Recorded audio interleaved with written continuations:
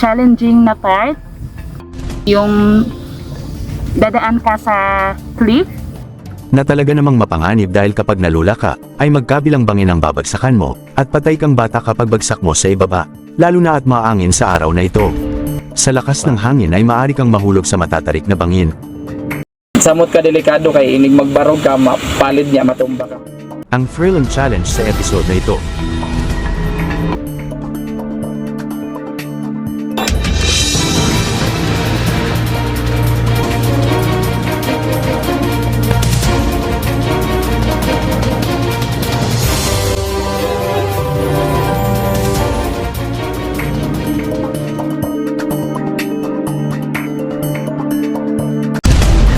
Sa aming paglalagalag upang maghanap ng sinumang susubok sa aming Adventure Reality Challenge, napadpad kami sa lalawigan ng Cebu. Dito namin nakita si Shari, isang introvert, na nooy kasalukuyang nasa sabbatical period ng kanyang buhay. Nais niyang maging aktibo sa outdoor at nature. Isa sa kanyang plano ay ang umakyat sa bundok, subalit may pagka-vertigo siya dahil sa kanyang acrophobia. Dahil dito ay hinamon namin siya na ma-overcome ang kanyang takot sa pamamagitan ng pagsuot ng character mask habang umaakyat sa mga matarik na bundok dito sa Cebu. Mga 3 lang muna, kung kakasaba siya, at aba talaga namang hindi umatras sa aming adventure challenge itong si Shari the Panther, kaya naman siya ang magiging challenger natin sa docu-reality challenge ngayong araw.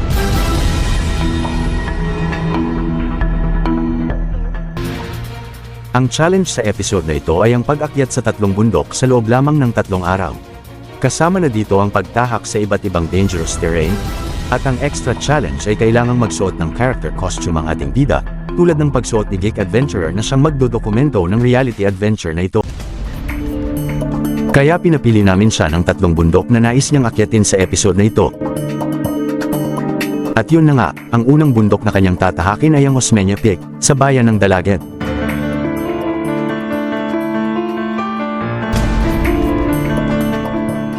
Kahapon lamang ay nagpaddle itong si Shari, kasama ang mga kaibigan sa Tanyon Strait, kaya masasakit daw ang kanyang mga braso. Ang i-exercise ito kahapon is arms. Karon ang naka-decide mi nga ang amo sa i-exercise is ang legs. Sa araw namang ito ay siya naman ang sasamahan ng kanyang mga kaibigan. Sinamahan namin yung kaibigan namin para mag-unwind. Sa simula pa lang ng pag-akyat ay puro batuhan na ang kanilang nilakad. Kaya't mukhang napasubo itong mga kaibigan ni Shari, dahil di gaanong sanay sa hiking ang mga ito. Pagdating ko dun sa itaas, experience ko na mahirap siya akyatin. Hindi ko inaasahan na mapapagod ako ng medyo. Maikli lamang ang trek paakyat, pero sadya namang kakaibang experience ang dinanas ng ating bida. Di kataas gid ang among gisakan, abot sa daling mga 20 minutes. Di sa mubo ra nga ang nadakaw, pero grabe ka kasama ang legs. Nindot jud niya siya nga exercise. Pawis na kami. Bagamat hinihingal na agad siya sa pag-akyat, ay marami namang magagandang tanawin ang makikita, patungo sa pinakatuktok ng Osmeña Peak. Daghan ka yung makita ni mga tanom like cottage, daghan ka yung mga flowers. Then, tagsaka na mo sa ibabaw is very, very worth it. Habang umaakyat ay unti-unti nababalot ng hamog ang paligid. At hanggang makarating sila sa pinakataas, ay halos walang kabundukang matatanaw dahil sa makapal na mababang ulap. Karon alahin na gito siya. Pag-abot na mo dahil very sagit.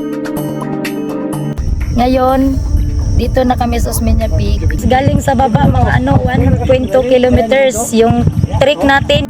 Makalipas sa mga 15 minutes ay nahawi rin ng mga ulap, at namalas ng grupo ang kakaibang ganda ng lugar. After 10 minutes, nakita na namin tanan na view. Pagdating ko dito sa ibabaw, napakaganda pala ng view dito. Kita lahat. Kini nga mo ang view karon sa Osmeña Peak nga indot kaayo, magtapos kita na yung mga burol-burol, ibang layo yung mga burol, may matulis, malaki. Ang experience ko dito, pumunta ko dito Binao, puyat. Pero masaya naman kapag umabot ka sa bundok na. Tapos may mga rock formation dito. Mga iba't ibang formation sa rock. Parang chocolate ka.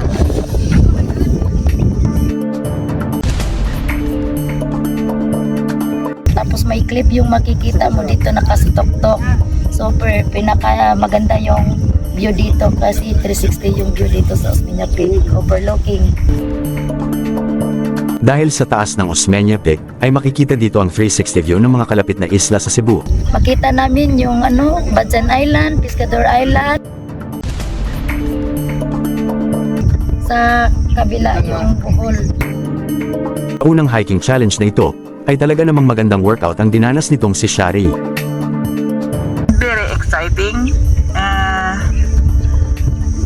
Singot kayo mi guys. Kaya taas, jud kayo among gisaka karong adlaw. Bagamat nawerduhan siya sa kakaibang costume ni Shari the Panther, Mas mahirapan kapag mayroong mas para hindi ka hininga. pati na rin sa kasamang document artist na si Pinoy Geek Adventurer, na siyang kumukuha ng video ng lahat ng kaganapan. Natutuwa ako yung na-feature sa aming lugar, yung documentaries. Itong tour guide na si Ate Minye ay bumilib dito sa ating bida. Nagulat ako kasi kinaya niya. Kasi yung umakyat dito, mahirap kasi may araw itong mainit. Super, kinaya niya umakyat dito. Super proud ako.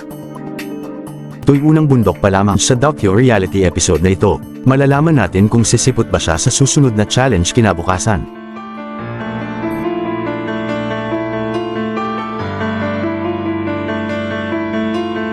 Ang pangalawang bundok na kanyang napili ay ang Mount Manunggal sa bayan ng Balamban, Cebu.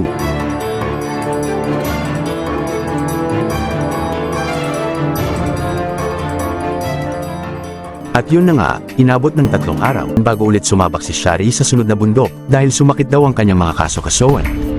Mukhang naubos ang oras niya sa parlor dahil bago ang hairdo niya nang muling sumipod sa challenge. Pero nakapag-practice daw siya nitong nakaraang araw. Tingnan natin. I'm here again para sa another hiking adventure. Mukhang mas challenging ang hiking sa bundok na ito dahil sa madawag at batuhang landas na tatahakin. May layo po itong 1.5 kilometers mula sa viewpoint. Tapos doon sa top point may viewing deck. Nang marating ni Shari ang ituktok ng Mount Manunggal, ay talaga namang kakaiba rin ang ganda ng tanawin na kanyang namalas. Maganda yung view at lalo na kapag nasa itaas ka ng rocks. Mayroon din itong 360 view ng mga karatig bayan sa paligid. Doon sa kanan banda ay makita mo yung lapu-lapu. Tapos doon sa kaliwa is yung Balamban, makikita mo yung view doon tapos makikita mo yung dagat. May kakaiba ring rock formation itong Mount Manunggal kumpara sa ibang bundok sa Cebu. May mga brain formations na mga limestones. At syempre may mapanganib ring mga bangin at batuhan na dapat ingatan. So ako sila gi-warningan kay delikado man gud niya kuya pod nga masig mahulog sila ba kay tungod kay limited ra makita tungod sa iyang isolob na mask. Lalo na at maangin sa araw na ito. Sa lakas ng hangin ay maaari kang mahulog sa matatarik na bangin at patay kang bata kapag bagsak mo sa ibaba. Sa karon kuandre hangin-hangin pod samot ka delikado kay inig magbarog ka mapalid niya matumba ka makuan ka sa mga bato madisgrasya makasamad.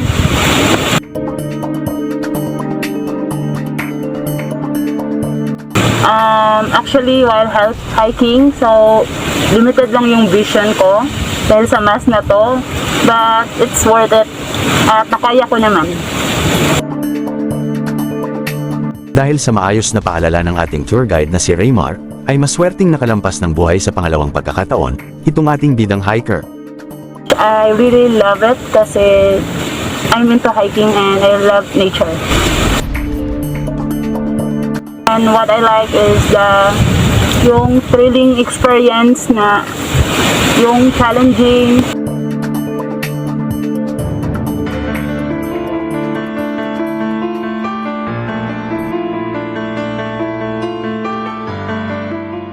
Kinahapunan ay agad na tumuloy si Shari the Panther sa pangatlong bundok upang ma-achieve ang kanyang challenge. Ang kailangan niyang matapos ang adventure na ito sa loob lamang ng 3 araw.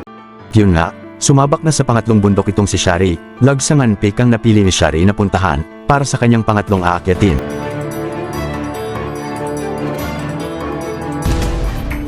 At talagang desidido na malampasan ang aming reality challenge na ibinigay sa kanya. Bumiyahe ako kanina from Balamban, but para pumunta na naman sa another hiking adventure.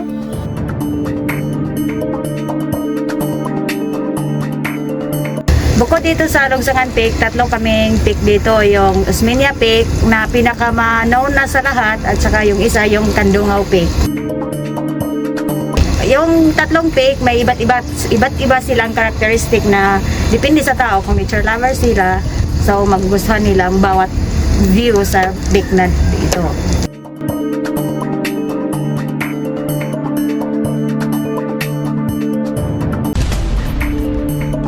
At si Mang Marsing ang siyang tour guide na naka-assign sa araw na ito. Habang akyat sila sa peak, nakasuot ng mga superhero mask. Mukhang cool lang para kay Kuya Marsing, ang costume na suot ng ating bida at ng kasama niyang dokumentarista. Kaya iwan ko lang sa inyo kung ano sa inyo, kasi ako may mask sa bahay. Ngayong panahon na ito dapat mask tayo kasi pandemic yung panahon natin. Helpful siya sa amin kasi siya yung nag-guide us kung saan yung pwedeng daanan na safe na area. Ipinaliwanag rin itong ating guide ang 360 view dito sa Lagsangan Peak.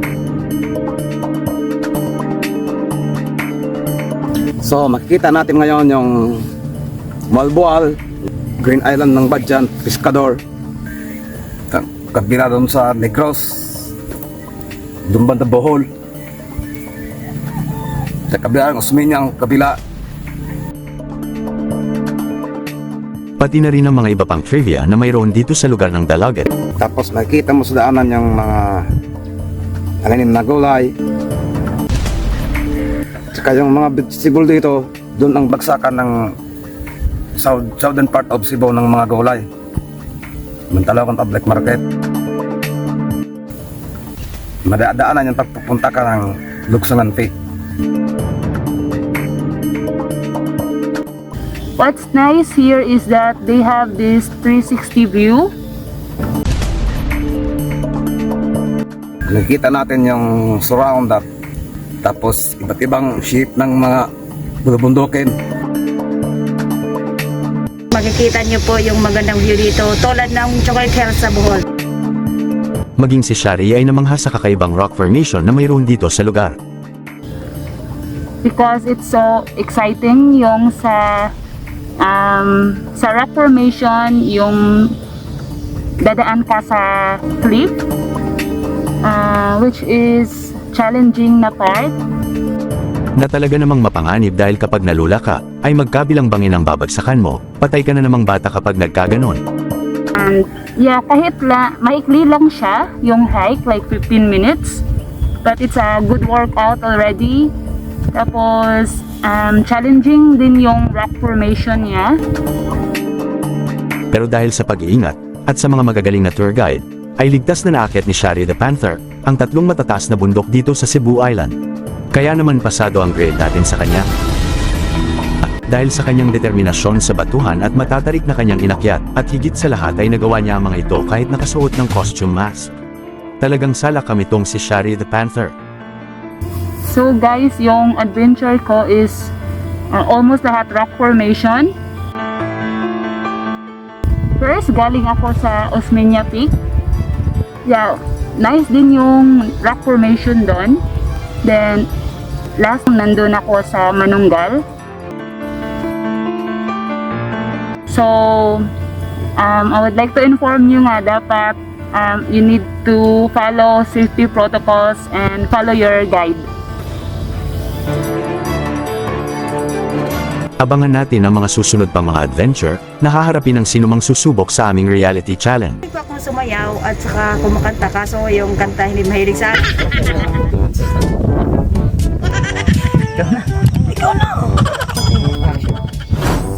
Ikaw muna.